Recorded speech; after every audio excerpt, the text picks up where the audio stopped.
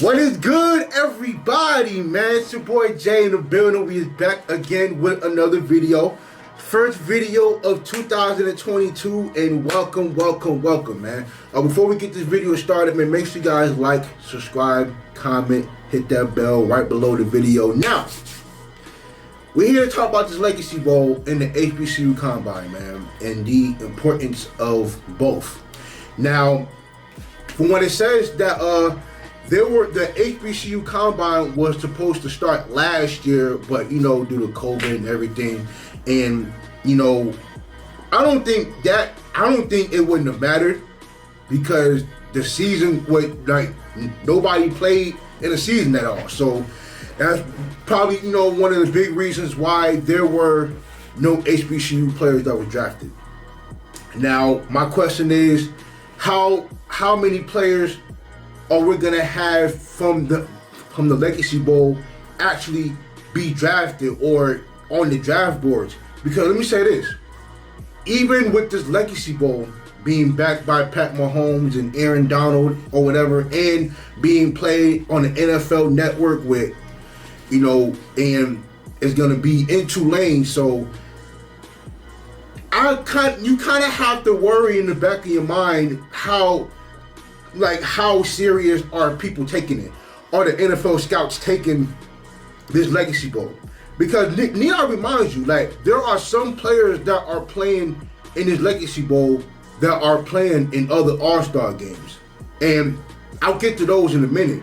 But it's kind of like, I'm kind of sad that we're finally getting this, because there's been so many bowl games and so many All-Star games that we've had for so long that they just stand the test of time to a point where it can never be overtaken, because it stood for so many years, like the Reese Senior Bowl and the East-West Shrine Bowl that's been here for very, very long, and so, but I do want to read off some names that some HBCU players that are playing in other All-Star games. We got Joshua Williams, who's playing in the Reese's Senior Bowl.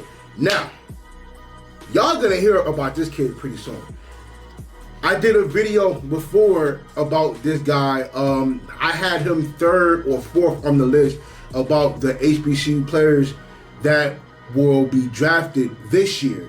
Now that we're in 2022.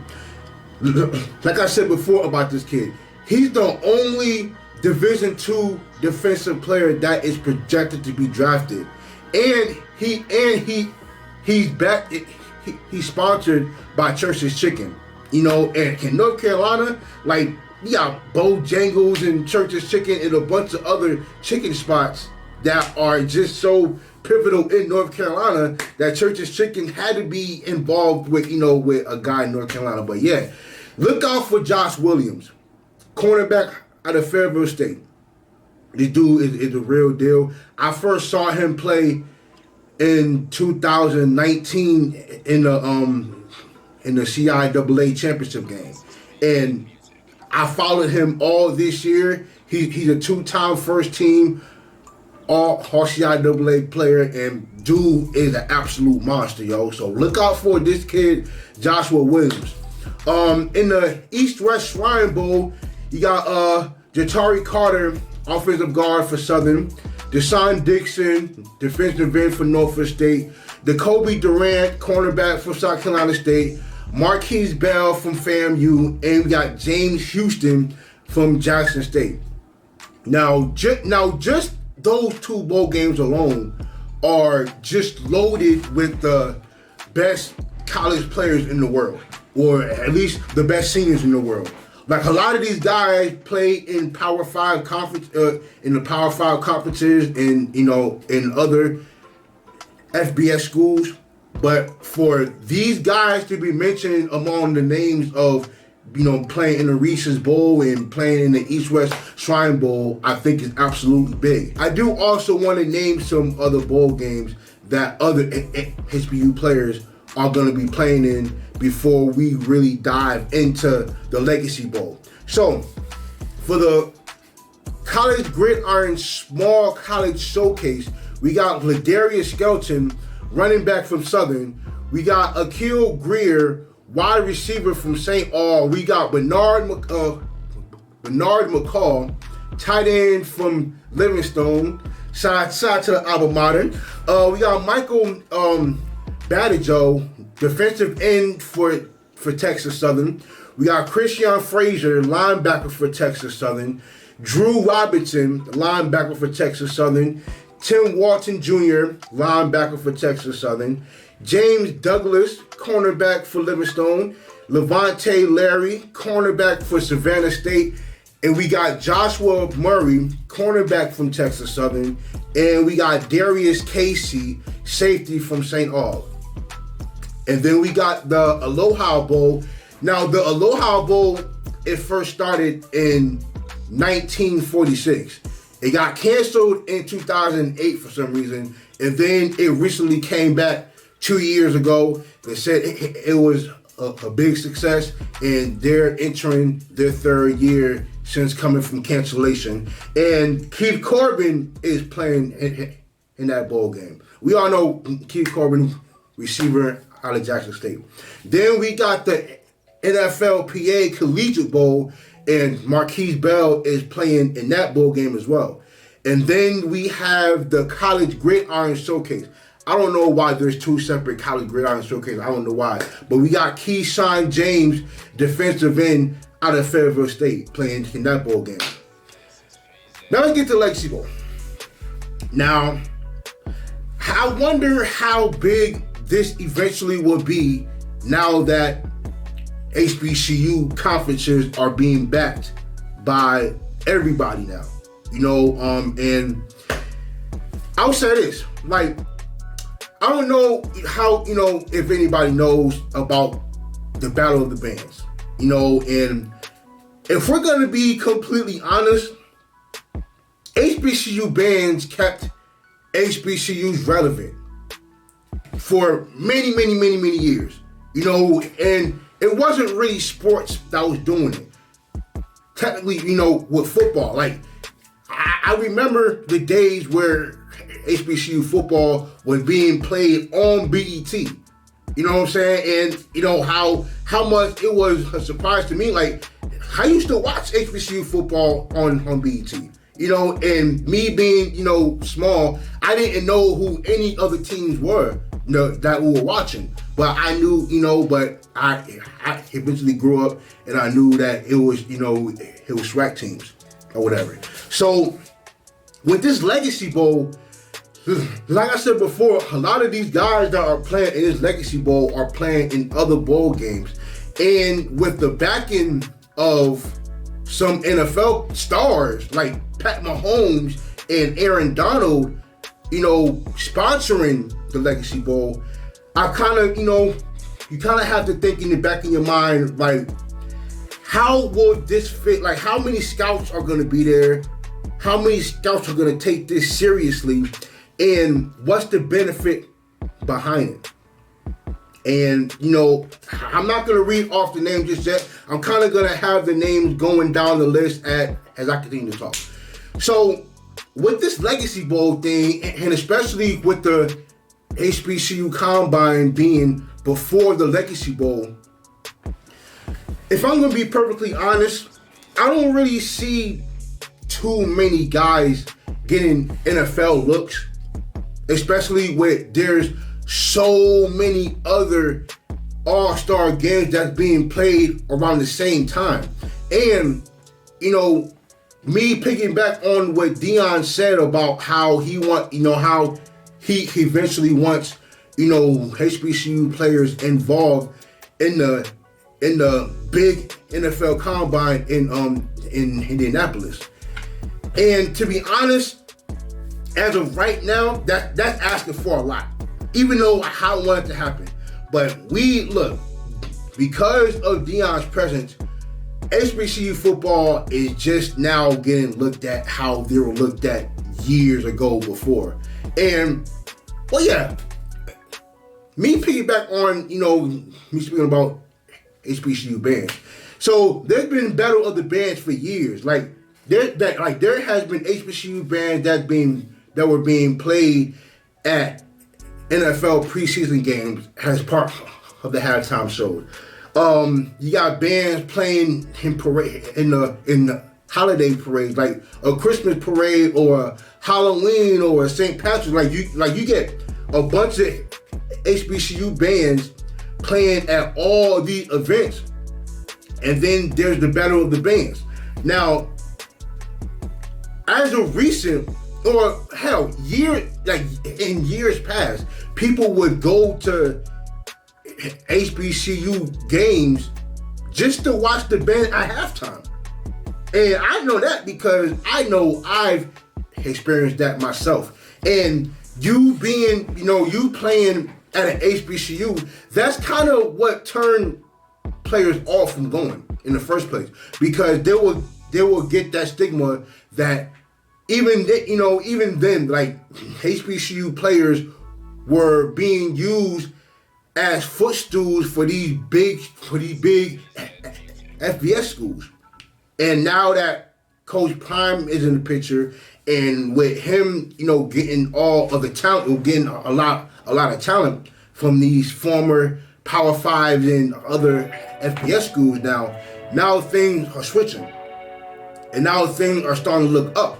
So now the Legacy Bowl looks different. Now, it's being looked at differently now, because if they would have came with the Legacy Bowl 3-4 years ago, I don't think it would be as big as it's being looked at now. And there's a bunch of really, really good players that's going to be in this Legacy Bowl. But, and hearing that the SWAC only has 6 draftable players, that's far from the truth. You know what I'm saying? And, and the MEAC don't get shown any love at all. Like, you didn't hear anybody speak about the MEAC at all. Like, if you look on YouTube and you see how many SWAC pages there are speaking about the SWAC, but there's none for the MEAC, it's a very, very big ass slope. Like, it's a very huge gap. Now, even though that the MEAC still runs the Celebration Bowl, like, they only lost 1 game in the Celebration Bowl. So MEAC does have to get some type of respect somewhere. But with Coach Prime being in the picture, and now Hugh Jackson is in the picture, and now we have and now there's teams in the SWAC that are building really, really good teams like Jackson State. The Legacy Bowl is really going to get looked at differently than these other bowl games. Now the Reese Senior Bowl and the East-West Shrine Bowl are still the top 2 All-Star games when it comes to college. But where the Legacy Bowl falls at now is that now it has a chance to reach the top 3. Like, there's only but about 4, maybe 5 other players outside of them playing in the Legacy Bowl that's playing in other college showcases. So I think we should all keep that in mind, and we have to make sure that we support our own. Like, a lot of these guys are gonna get the looks that they're getting, but it's up to us as fans to show our biggest support to these guys that not only are playing in these bowl games, but are going to be playing at HBCUs next season. Because now the support is bigger than ever. It's bigger than ever. You know what I'm saying? And it could really change, honestly, really change how money games are played now. Eventually. I won't say that about all HBCUs, because at the end of the day, it still falls on leadership. It still falls on the coach, because when I heard Coach Prime talk about money games, it did give these other small schools a bad look, because they're getting their ass whooped while taking thousands of dollars. And now we got Coach Prime coming in the picture and talking about how he hates the money games. So now, if Jackson State keeps getting built like how they're getting built, and Grambling State is going to fall in line, and so is FAMU, and so is everybody else in the SWAC and the MEAC, now the money games don't seem so bad. Matter of fact, it won't seem bad at all. Now, it might be some competition there, but everybody has to fall in line. Like everybody has to fall with the fact that, look, if Coach Prime saying that he ain't taking the money games, where, like, when I say that is,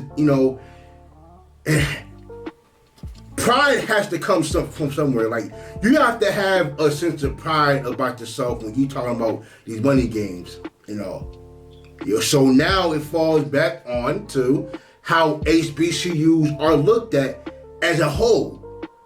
And with this Legacy Bowl, I hope that these guys are able to get looks, and not even just NFL looks, but now you have a whole country that you could be playing overseas. You could be playing, playing European football, playing in Canada, making probably not as much money as you would make in the NFL, but still making 6 figures a year or close to it. So I think this is not, for me personally, I'm not looking at it as just being looked at by the NFL. I'm talking about you getting looked at by other teams overseas and be at least getting looked at. So that's where I think that the Legacy Bowl is where it falls at now, because it's new. It's going to be their first year. But now, things are starting to change up. But I do appreciate the Legacy Bowl, for real. And I appreciate the NFL guys that are backing the Legacy Bowl. But the support has to come from the fans. Like everybody has to be more supportive of guys who play at HBCUs and not just the SWAC. I know that the SWAC is big, and the SWAC, getting all the praise because they are the best conference, and they are indeed the best conference of HBCU football. But now we have to be able to support the CIAA and the SIAC more. So I do believe with the Legacy Bowl, y'all gonna see a lot of players that y'all not gonna know, like Joshua Flowers, cornerback for Winston-Salem State. And like I said again, Joshua Williams, that cornerback. Look, y'all are gonna be surprised of the amount of talent that's gonna be at this Legacy Bowl. And it's gonna be extremely good to see. I think I said the date for this. Yeah, so like I said before, if I didn't say it already, the HBCU Combine is on the 28th and 29th, but the Legacy Bowl is on February 19th. So I hope everybody is going to be tuning in for that. I would definitely be watching that. Hopefully I'll be able to stream it. Hopefully, if they allow me to. But yeah, man, I just hope, that we all just show our support for these guys that are playing these bowl games and playing the All-Star game and playing in the Legacy Bowl. And I hope all y'all tune in. So, make sure you guys like, subscribe, and comment, man. And I really do appreciate y'all. We got more shit coming on the way, man. But thank y'all so much, man.